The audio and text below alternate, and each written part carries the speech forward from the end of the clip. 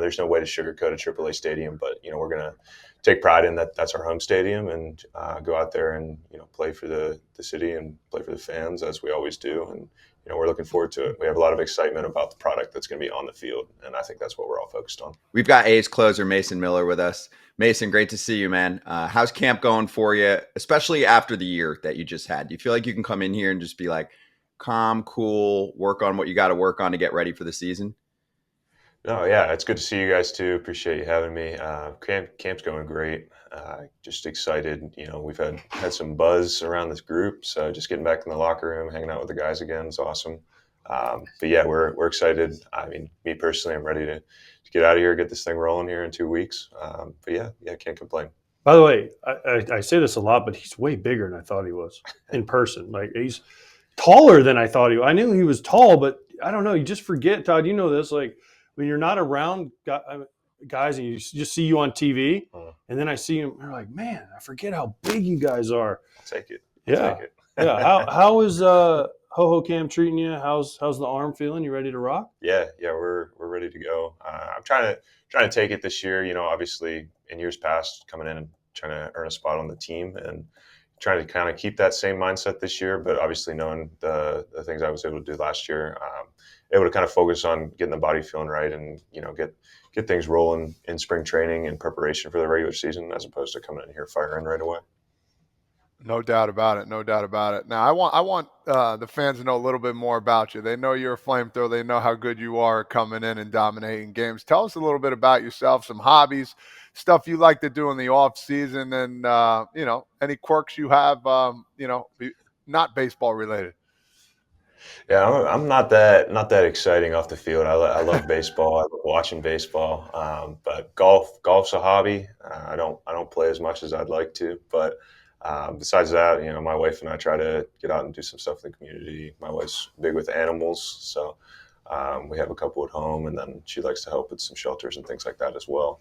But yeah, we try to take the off season, hang out at home. We got our first home this off season, so getting everything situated there, and just hanging out with our families. That's about it. In where? Sacramento? Pittsburgh. Oh, yeah. Okay, you play Oakmont. You should join Oakmont so I can play. How's that? We'll put it on the list. You'll be my first call. Yeah. I mean, Oakmont, Latrobe. Yeah. I mean, there's some Laurel nice Valley. Courses. Yeah. I like the golf in the fall, as long as you can find your ball in the leaves. Oakmont has U.S. Open this year, don't they? I don't keep up that close. I think they have. I think they have a U.S. Open this year. Close on it. I went in 07 or 08 when they had it last time. It's been a little while since they've had it. That place looks hard. Yeah. I wouldn't do too well there. You got to keep it straight and narrow there. You're not finding it off the fairway. Who's the best golfer on the A's? Probably JP Sears. He got a hole-in-one this spring training. Really? Did he buy drinks for everybody? I wasn't with him when it happened, so I don't know. But he's pretty good. Rooker. I know he just got roasted a little bit by Mookie on his golf swing, but I know he's pretty good. Now that he has 2 kids, I don't imagine he plays as much, but we have some good golfers. A lot of guys that can go get around the course in a timely fashion. So, all right, Mason, I want to get into this team. So you mentioned how it's not only different for you personally to be able to just kind of go through the motions, not try and worry about making the roster, but the team itself looks like it should be significantly better. And a lot of that, in my mind, points to the arms that we're looking at right now. Luis Severino, acquired in the offseason with a big signing. Jeffrey Springs, who's had a lot of success in the past, among others. So what did you think of the offseason for the A's? And then what are you seeing, especially out of the arm talent? For sure. We were really excited how we finished last year. We had a talented group, we believed, and we kind of turned that corner a little bit and played some really good baseball down the stretch. So just the confidence of a lot of that group being back, and then going out and getting to really bona fide starters and Jeff and Sevy, but also great guys, getting to know them this spring. And I think they're going to be huge, not only what they bring on the field, but also what they're able to, help with younger guys and kind of show us what it means to be a big league starter and being able to take over a game and all that. And also signing Jose for the bullpen is going to be huge too, just having another guy with a lot of experience, closing out a World Series a couple years ago. And just adding to the group that we've kind of carved out down there. I think that the bullpen's going to be a strength for us for sure. Obviously, I'm a little bit biased, but I think that we had a lot of guys that were doing it last year, and we go out and get another guy and continue to take steps forward. And then now that we have some starters that are going to hopefully get us late in the game at a consistent basis, I think that's going to be a huge thing for us. Your second I shouldn't say start, appearance in the Cactus League, you threw 5 pitches over 102 miles an hour. I mean, are you ready to go? I mean, that is absolutely incredible. I know you had a lot of time off. Arm must be feeling really nice. And then in an interview, you joked about reaching 107 miles an hour. So give me that happy medium. Where are we going to be at this year? 4? Is that the happy medium? Talk to me a little bit. How the arm must be feeling absolutely juiced right now. Well, that second start, I came in and grooved a heater, and Josh Smith took it over the right field wall. So I wasn't trying to be cruising at 102, but after that, I kind of tried to dial it in a little bit, get some outs. But yeah, the 107 thing, I don't know why that's the number everybody's settling on, but you don't put any limitations on yourself. But I put myself at 103.8 last year was the high, so I think TV 104, but I'd like to crest 104 for real when you look at the analytics side of it. So that's the goal for me, and then you just kind of keep moving from there. But the most important thing is getting outs. You're a thumber, by the way. There's a guy in Anaheim, Ben Joyce. I know. Yeah. That's making you look bad. Yeah, if you guys come into a game at the same time, like you're into close, say it's a tie game, you come in and he's in on the other side. Are you guys going to have like a duel to see who can throw the hardest pitch? Or you guys have a duel for the season to see who wins? Get the last 3 outs of the game, he can throw the hardest pitch. Okay, I'll make that deal. But do you guys have a deal? Have you guys talked about it? Like, hey, I know I'm going to hit 106. You're going to only hit 105. I think he's got a little bit more in the tank. Really? Me, yeah. I mean, he just lays that thing back and it just explodes out of his hand. Are you jealous that he throws harder than you? A little bit, yeah. Yeah. I mean, we had a couple games last year where I think I popped a 103. I think Philadelphia is one I'm remembering for sure. I hit hit or tied my PR for the season, and then we came in, and I think that was one of the days he hit 105. So he was like, watch this. My 103 doesn't matter. He was like, watch this, Mason. I'm going to outdo you. That is awesome. Yeah. Word on the street, you have a changeup? Are you going kick change like everyone else now? I'm trying the kick change a little bit, but I think for me, the most important thing is just it being a competitive offering. So I don't need it to be this nasty kick change. I'd like it to be, but like 103, 104 isn't good enough. So now you want to change it? Just changing in the speed a little bit, adjusting the eyes. So just playing with it a little bit, just finding what's comfortable. And there's no substitute for throwing it in a game. I threw it in my first spring training, and Will Benson hit it like 400 feet foul. So I stayed away from it for a couple after that. But feeling good about it, and it's another wrinkle that I think will give me a little bit of a leg up on these hitters. I'm fascinated about this because almost every camp we go to, there's at least 1 or 2 guys we talk to that are working on a kick changeup, and it's not a pitch that I feel like I remember hearing about up until this spring training. So when's the first time that you heard about it and then started learning it? And are you on board still with us? Like, hey, this came out of nowhere. I know obviously it's just a variation of a changeup, but it feels like grips like this kind of pick up steam and then it spreads around almost like a rumor around camp. Like, hey, you should try this grip. Yeah, I mean, last year it was kind of the splinker was the craze. Not as many guys tried that one out, but I think you see it on TV or you see somebody dominating with it, and you think to yourself, why can't I give that a shot? And maybe that's going to be the key for me. So yeah, just seeing the ability you guys have to throw that and just the movement and swings that it's getting. Obviously as pitchers, we're always working on our craft, so having the opportunity to add something like that generates that kind of swing and miss is, really appealing. More in a minute, but first, a quick word from our sponsor of this video. FT fam, if you love ripping packs of cards, there is a modern way to do that now on Arena Club with their slab packs and crats. I know you love ripping slab packs and getting that sweet card that you've always been looking for. Yeah, and you don't have to go through all the other ones, all the Kratz cards that are in there. Bang, you just get the big one, the one that you're just peeking right around the corner when you open that pack, the one you expect to get.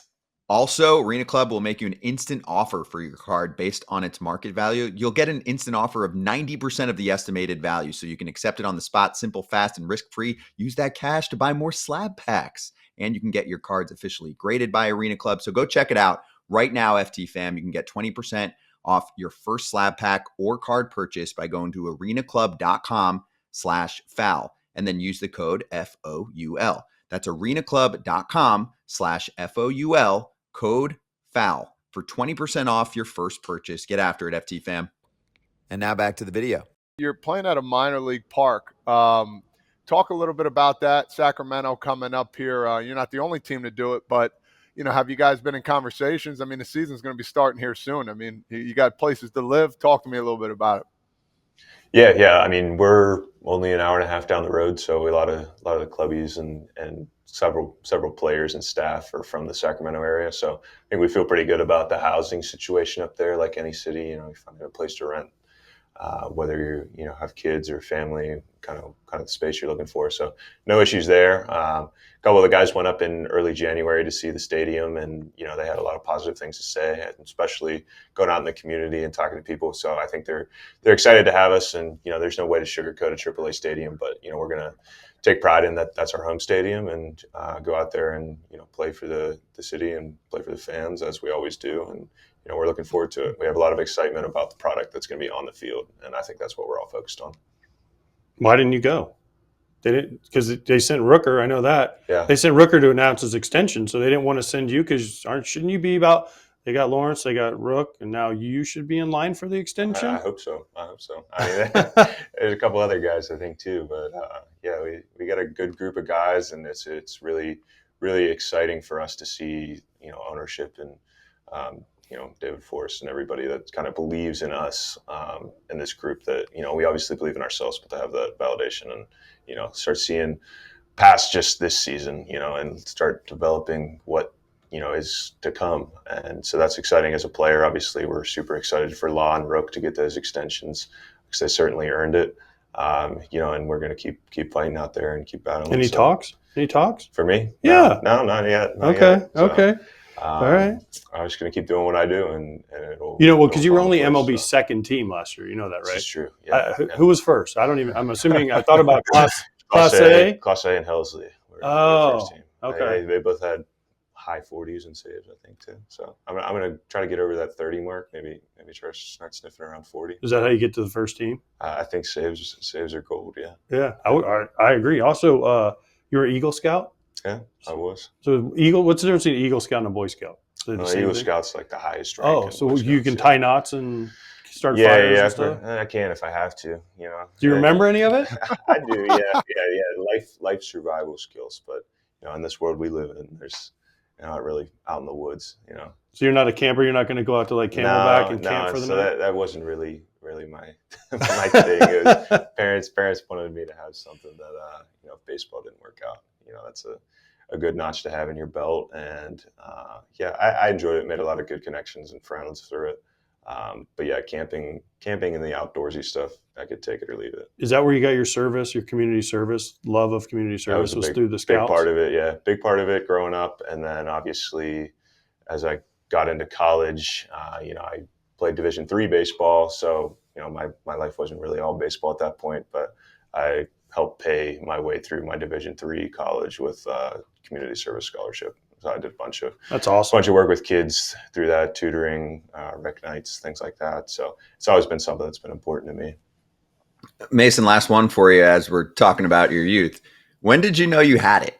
When did you feel like you have big league stuff, or at least realize that you throw the baseball harder than most people around you? Yeah, it's a weird path for me, because I felt like I had it when I was young. I was like, playing shortstop, pitching, hitting, doing it all, like, best player on the field a lot of times. And then I got to high school and they said, all right, you're going to be a PO. And that was a big letdown for me because I loved hitting. But pitched through high school. I was a respectable high school pitcher. So I think that kind of, the dream started to fade a little bit, went Division III. It really wasn't my focus. And then obviously when everything clicked health-wise and started dominating, I think that's when you started to get that glimmer of hope again. And then, it's a weird concept too, because you work so hard to get drafted, and then you get drafted and you go to rookie ball and you're like, man, I still feel so far away from the big leagues. You work for so many years to get to that point to get drafted, and then it's back to work again. So just to be able to sit here and play at the highest level is a true blessing, that's for sure.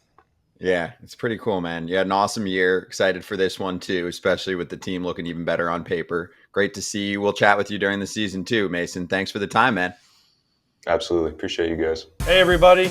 Be sure to like and subscribe for more content. We're back here every weekday, all year long, so do not miss an episode. The videos are coming in all day. Here's another video you might enjoy. Baseball the way it should be covered.